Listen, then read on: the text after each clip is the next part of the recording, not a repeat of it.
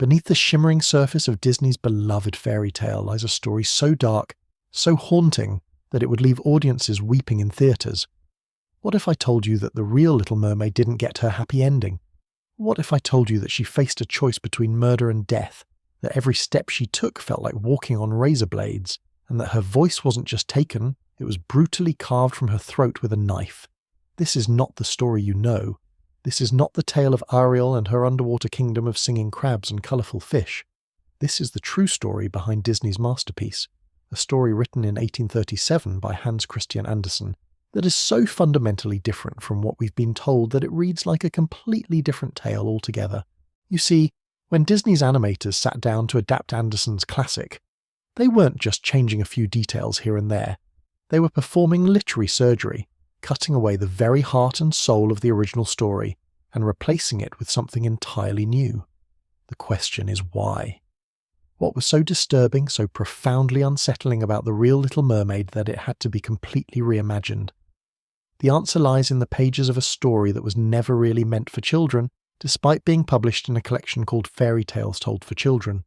It's a story that emerged from the mind of a tortured artist, a man whose own unrequited love and personal anguish bled into every word he wrote.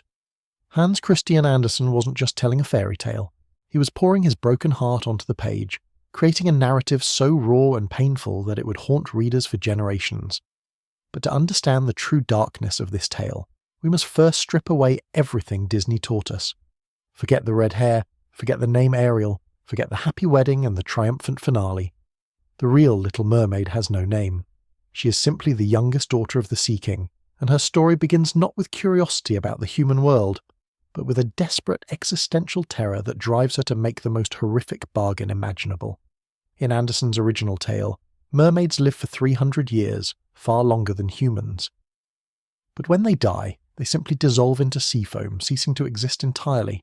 Humans, on the other hand, possess something mermaids can never have, an immortal soul that lives on after death. This is not about love. This is about the fundamental fear of non-existence, the terror of knowing that when your time ends, there will be nothing left of you at all. The Little Mermaid learns of this terrible truth on her 15th birthday, when she's finally allowed to rise to the surface and observe the human world. It's there that she witnesses a celebration aboard a magnificent ship, where a young prince is marking his birthday surrounded by music, laughter and joy. But the celebration turns to horror when a violent storm strikes and the ship begins to sink.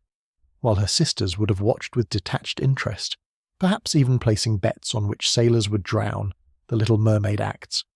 She saves the unconscious prince, carrying him to shore and watching over him until help arrives. But it's not his physical beauty that captures her heart. It's the realization that this human possesses something she never can, a soul that will transcend death. This is where the true horror of her situation becomes clear. The Little Mermaid discovers that there is only one way for a mermaid to gain an immortal soul. She must win the complete devoted love of a human man who will marry her and share his soul with her. If she fails, if he marries another, she will die the very next morning and dissolve into sea foam, lost forever. Driven by this desperate need for salvation, she seeks out the Sea Witch, a terrifying creature who dwells in the darkest depths of the ocean, surrounded by the skeletons of those who have failed to meet her bargains.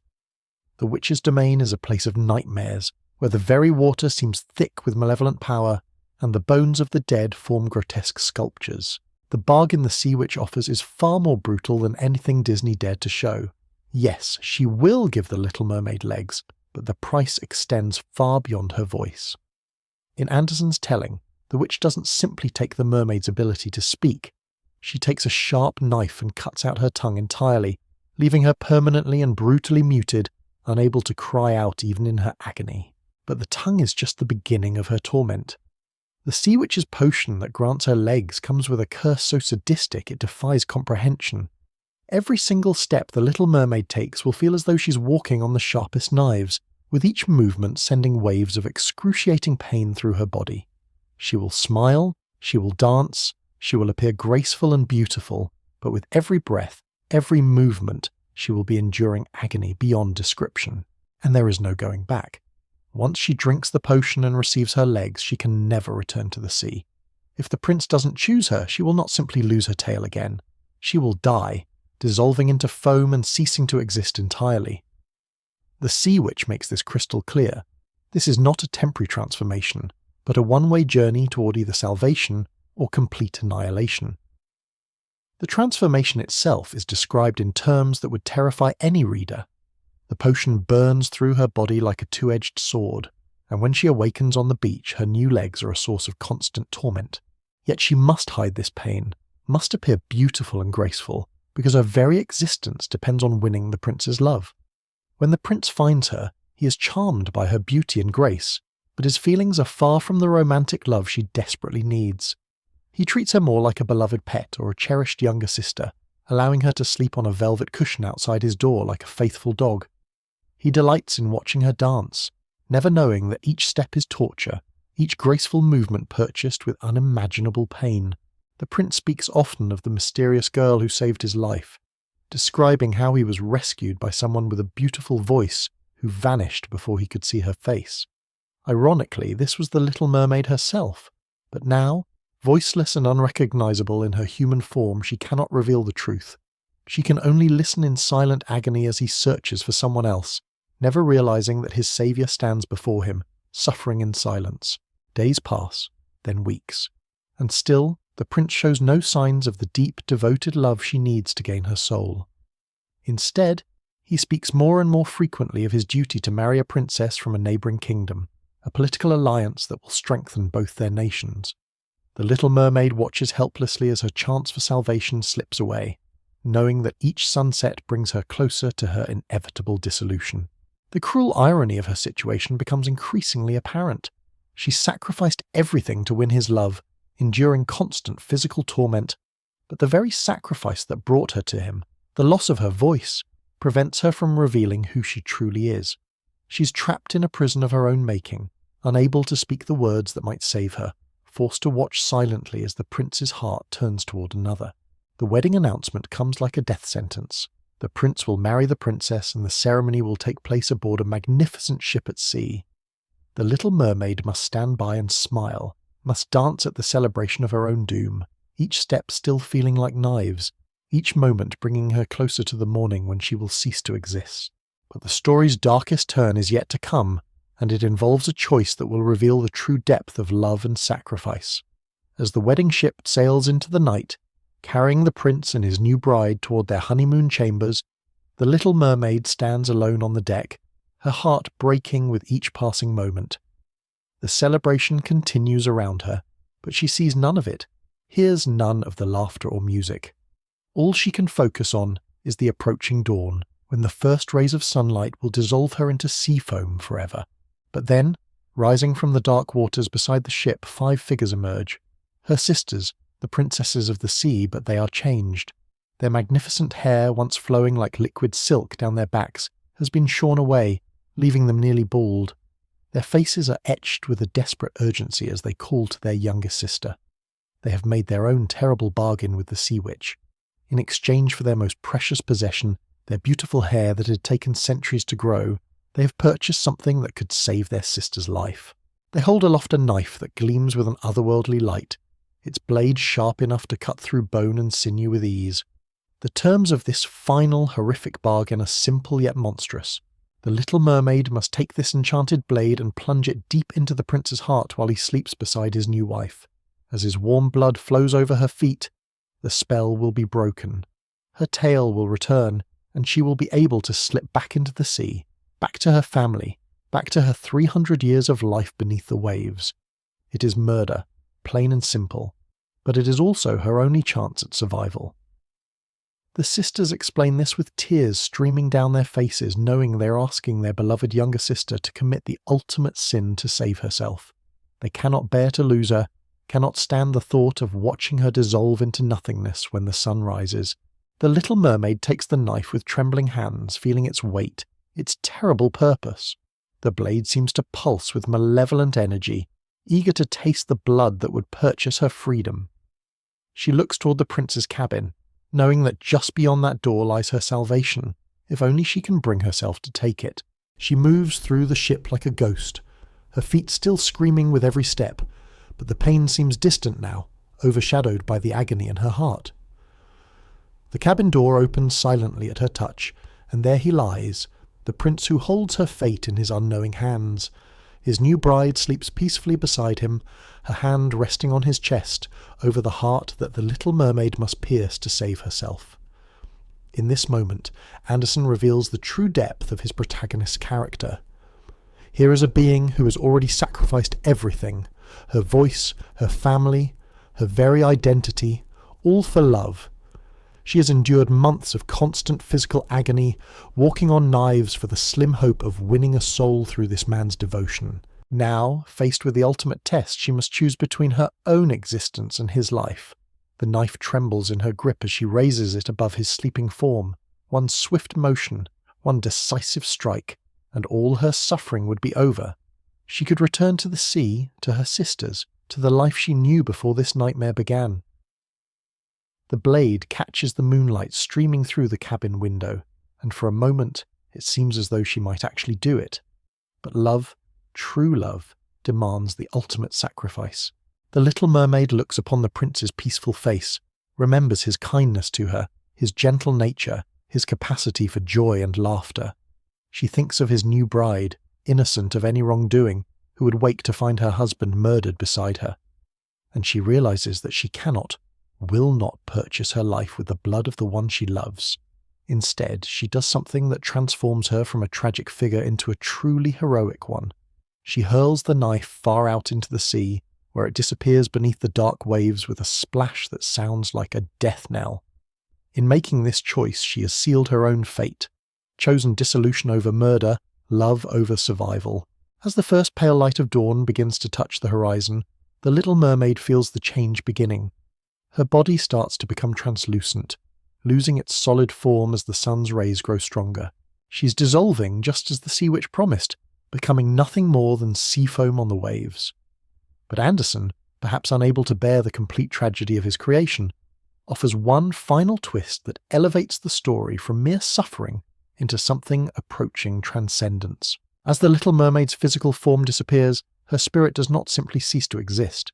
Instead, she finds herself lifted by invisible hands, carried upward into the air by beings of pure light and beauty. These are the daughters of the air, ethereal creatures who exist between earth and heaven, and they welcome her into their ranks. They explain that her sacrifice, her willingness to choose love over life, has earned her a chance at the very thing she sought, an immortal soul. But this soul must still be earned through 300 years of good deeds, floating unseen through the world, bringing comfort to the suffering and joy to the sorrowful. It is not the immediate salvation she had hoped for, but it is hope nonetheless. Where Disney's Ariel gets her prince and her happy ending, Andersen's Little Mermaid gets something far more profound, the opportunity to earn her soul through selfless service to others, to transform her suffering into a force for good in the world. This ending reveals the true heart of Andersen's vision. His Little Mermaid is not rewarded for her love with earthly happiness, but with the chance to grow beyond her original nature, to become something greater than what she was. It is a deeply spiritual conclusion that speaks to themes of sacrifice, redemption, and the transformative power of selfless love. The contrast with Disney's version could not be more stark. Where the animated film celebrates romantic love conquering all obstacles, the original story suggests that true love sometimes means letting go, that the highest form of love is sacrifice without expectation of reward. The Little Mermaid's journey from selfish desire to selfless love represents a complete transformation of character, a spiritual evolution that Disney's version never attempts. This fundamental difference in vision extends to every aspect of the story's meaning and impact. Disney created a tale of empowerment, of a young woman fighting for her dreams and winning everything she desired. Andersen created a meditation on suffering, sacrifice, and the price of spiritual growth. One celebrates getting what you want, the other explores what it means to want something greater than yourself. The true horror of Andersen's vision becomes clear when we understand the actual motivation driving his Little Mermaid. This was never a story about teenage rebellion or romantic dreams. This was a story about the most fundamental human fear, the terror of complete and utter non-existence. You see, in Andersen's world, mermaids are not the magical eternal beings Disney portrayed. They live for 3 centuries, yes, but when their time ends, they simply dissolve into sea foam and cease to exist entirely. There is no afterlife, no heaven, no continuation of consciousness. They simply stop being, as if they had never existed at all. Humans, despite their shorter lives, possess something infinitely more precious, an immortal soul that transcends death. This soul continues beyond the grave, ascending to realms of eternal existence that mermaids can never reach. The Little Mermaid learns this devastating truth, and becomes consumed not with love, but with existential dread. This changes everything about her motivation. She doesn't seek the prince because she's infatuated with his world. She seeks him because he represents her only chance at avoiding the complete obliteration of her consciousness. The romantic elements are secondary to this desperate fight for spiritual survival. And the prince himself is far from the heroic figure Disney created. Andersen's prince is pleasant enough, but he treats the Little Mermaid more like a cherished pet than a potential bride. He makes her sleep on a velvet cushion outside his door like a faithful dog. He delights in her dancing, never suspecting that each graceful step causes her excruciating agony. The prince speaks constantly of the mysterious girl who saved his life, describing her beautiful voice, never realizing that his mute companion is that very person. The cruel irony is suffocating. She sacrificed her voice to be near him, but that sacrifice prevents her from revealing the truth that might save her. When the prince announces his engagement to a neighbouring princess, the Little Mermaid knows her doom is sealed. She must attend the wedding, must smile and dance through her agony, knowing that when the sun rises after the ceremony, she will dissolve into nothingness forever. But then comes the most shocking twist in the entire tale. On the night of the wedding, as the ship carries the newlyweds toward their honeymoon, 5 figures rise from the dark waters, the Little Mermaid sisters, but they are transformed. Their magnificent hair, their crowning glory that took centuries to grow, has been brutally shorn away. So what does this tell us about the stories we choose to tell our children and ourselves? Disney's version gave us hope, romance, and the promise that dreams can come true if we fight hard enough for them. Andersen's original gave us something far more complex, a meditation on sacrifice, the nature of the soul, and what it truly means to love someone more than yourself. The real Little Mermaid didn't get her prince, but she got something Disney's Ariel never needed to earn: redemption through selfless love. Where one story ends with a wedding, the other begins with a spiritual journey that will span centuries. Where one celebrates getting everything you want, the other asks what you're willing to give up for something greater than yourself. Perhaps that's why Disney had to change it. We want our fairy tales to promise us happy endings, not challenge us to become better people. We want love to conquer all, not demand everything from us. But sometimes, the stories that hurt us the most are the ones that transform us the most. The next time you see Ariel singing under the sea, remember the nameless mermaid who walked on knives and chose love over life. Both stories have their place, but only one will leave you forever changed.